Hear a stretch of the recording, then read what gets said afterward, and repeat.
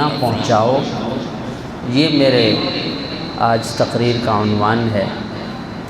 نبی کریم صلی اللہ علیہ وسلم نے ارشاد فرمایا، المسلم من سلم المسلمون من لسانہ ویدہ، مسلمان وہ شخص ہے جس کی زبان سے اور جس کے ہاتھ سے دوسرا مسلمان محفوظ رہے۔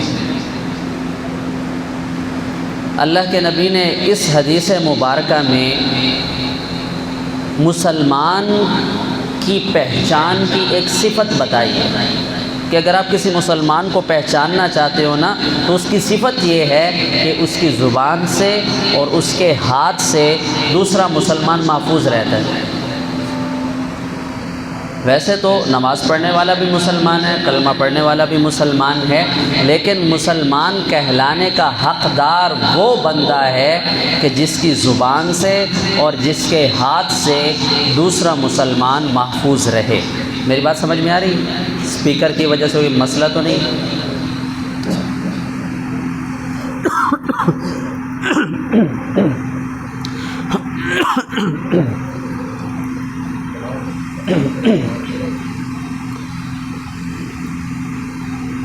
تو اسلام کے جو شعبے ہیں ان میں سے 5 بڑے شعبے ہیں۔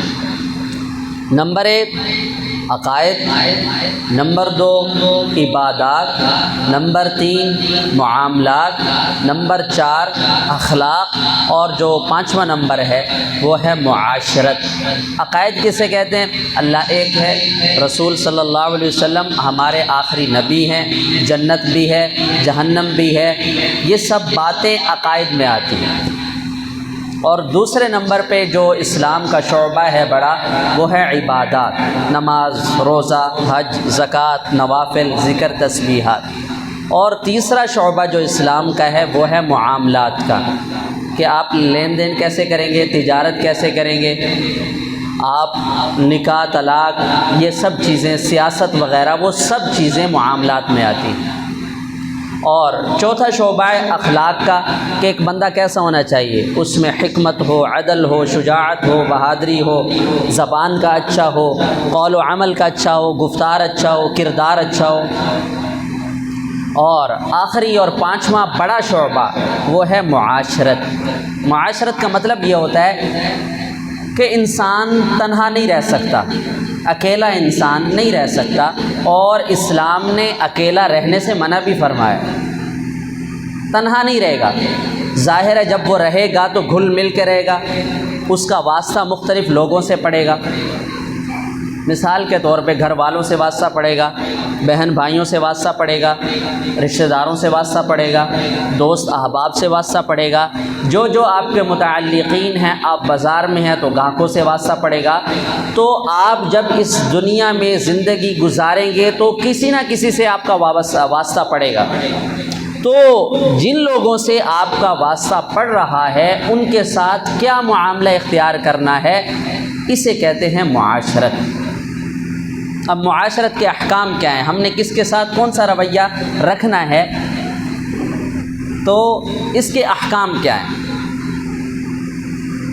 تو ان میں سے معاشرت کی اہمیت کے بارے میں اللہ رب العزت نے قرآن پاک میں جگہ جگہ ان چیزوں کی بات کی ہے۔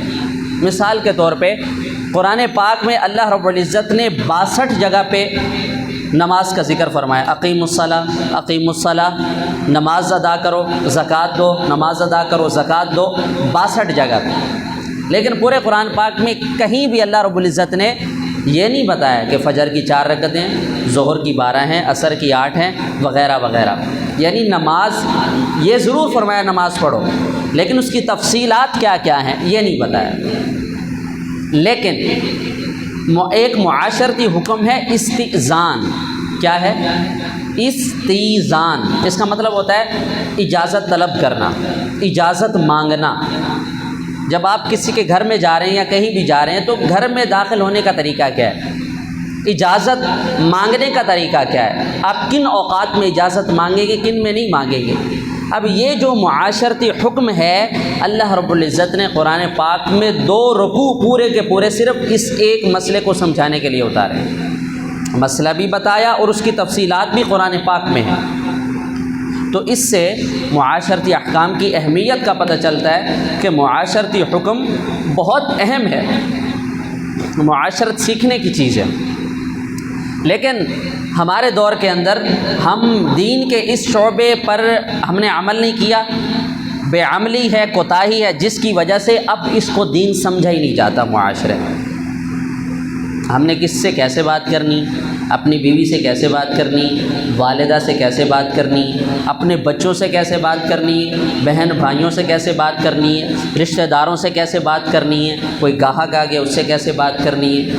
تو جن جن لوگوں سے ہمارا واسطہ پڑ رہا ہے ان کے ساتھ ہمارا رہن سہن کیسا ہونا چاہیے، معاشرت کیسی ہونی چاہیے، اس پر ہم عمل نہیں کرتے، جس کی وجہ سے اس کو دین سمجھا ہی نہیں جاتا۔ بس نماز روزہ حج زکوٰۃ کرو آپ کا دین ہو گیا، ایسا نہیں ہے۔ دین پورا ایک کوڈ آف لائف ہے، زندگی کا نظام ہے، اس کو دستور حیات ایسے نہیں کہتے۔ یہ جو عبادات ہیں یہ پورے دین کا 25% ہے، بقیہ 75% دین کہاں ہے ہم لوگوں کو علم نہیں۔ سب سے بڑا حصہ دین کے اندر معاملات کا ہے، لیکن ہم نے کبھی سیکھے نہیں، سمجھے نہیں، تو اس وجہ سے مسئلہ ہوتا ہے۔ تو معاشرت کے احکام پہ میں بات کر رہا تھا۔ حضرت تھانوی رحمۃ اللہ علیہ وہ یہ فرماتے ہیں کہ جب کوئی میرا مرید میرے پاس آتا ہے نا اور مجھے یہ کہتا ہے کہ حضرت جو آپ نے مجھے معمولات بتائے تھے کہ اتنی تسبیحات ذکر کی کرنی ہے، درود شریف پڑھنا ہے، تلاوت کرنی ہے، تو میں اس پہ اتنا غصہ نہیں کرتا، مجھے تکلیف ہوتی کہ بھئی اس کا معمول کیوں رہ گیا، لیکن اتنا مجھے رنج نہیں ہوتا۔ لیکن جو شخص مجھے آ کے یہ بتاتا ہے کہ میری وجہ سے فلاں کو تکلیف ہوئی ہے، میری زبان کی وجہ سے یا میرے ہاتھ کی وجہ سے فلاں کو تکلیف ہوئی ہے، تو پھر مجھے اس سے نفرت ہونی شروع ہو جاتی ہے کہ بھائی میں محنت کر رہا ہوں، ذکر و اذکار پہ میں زیادہ محنت نہیں کر رہا، میں اس بات پہ محنت کر رہا ہوں کہ یہ بندہ ایسا بن جائے کہ اس کی ذات سے کسی اور کو تکلیف پہنچے ہی نہ۔ حضرت تھانوی رحمۃ اللہ علیہ فرمایا کرتے تھے اور کہتے تھے کہ مسلمان بننا بات کی بات ہے، آدمی مسلمان ہے، غیر مسلم ہے، یہ بات کی باتیں، آپ زاہد بنو، عالم بنو، مفتی بنو، نیک بنو، جو کچھ مرضی بنو، لیکن کم سے کم انسان پہلے بن جاؤ، انسان بن جاؤ۔ انسان جب آدمی بنتا ہے نا تو پھر مسلمان بننے کا مزہ آتا ہے۔ انسان بنیں گے تو جانوروں سے جدا ہوں گے نا، اگر ہم انسان ہی نہ بن سکے تو جانوروں سے کیسے جدا ہو جائیں گے۔ حضرت امام غزالی رحمۃ اللہ علیہ نے احیاء العلوم ان کی بہت مشہور کتاب ہے اور بڑی مقبولیت والی کتاب ہے، عربی میں ہے، اس کی 3 جلدیں، اس میں امام غزالی رحمۃ اللہ علیہ نے جانوروں کی 3 قسمیں لکھی کہ جانوروں کی 3 قسمیں ہوتی ہیں جو ہم اپنے معاشرے میں رہتے ہیں نا، اور جن جن جانوروں سے ہمارا واسطہ پڑتا ہے ان کی کتنی قسمیں بتائیں انہوں نے؟ 3۔ پہلی قسم یہ بتائی کہ کچھ جانور ایسے ہوتے ہیں کہ ان سے ہمیشہ فائدہ ہی پہنچتا ہے، تکلیف نہ پہنچنے کے برابر، جیسے گائے ہوگی، بکری ہوگی، ان سے ہم روزانہ فائدہ اٹھاتے ہیں، ان کے دودھ سے، اگر دودھ دینا بند کر دیا تو کاٹو اور کھا لو اس کو، تو یہ فائدہ پہنچانے والے جانور ہیں۔ کچھ جانور ایسے ہیں کہ جو صرف نقصان پہنچاتے ہیں، ان کا ظاہر میں کوئی فائدہ نہیں ہے، جیسے مثال کے طور پہ سانپ ہو گیا، بچھو ہو گیا، ظاہری طور پہ ان کا کوئی فائدہ نہیں لیکن نقصان پہنچاتے ہیں۔ اور تیسری قسم جانوروں کی وہ ہے جو نہ ہمیں فائدہ پہنچاتے ہیں نہ ہمیں نقصان پہنچاتے ہیں ظاہری طور پہ، جیسے جنگل میں رہنے والے سارے جانور، نہ ہمارا کبھی ان سے واسطہ پڑا، نہ کبھی ان سے ہم نے فائدہ حاصل کیا، اور نہ ہی کبھی ہم نے ان سے نقصان ہمیں اٹھانا پڑا ان کی طرف سے۔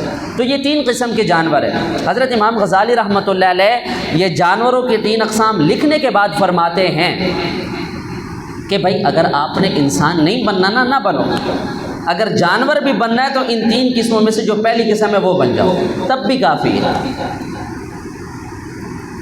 تو مسلمان بننا، عالم بننا، صوفی بننا، زاہد بننا، مفتی بننا بعد کے کام ہے۔ اگر انسانیت ہے تو یہ سب چیزیں فائدہ مند ہیں، اگر انسانیت نہیں ہے تو یہ ان چیزوں میں سے کوئی بھی چیز آپ کو فائدہ نہیں دے گی۔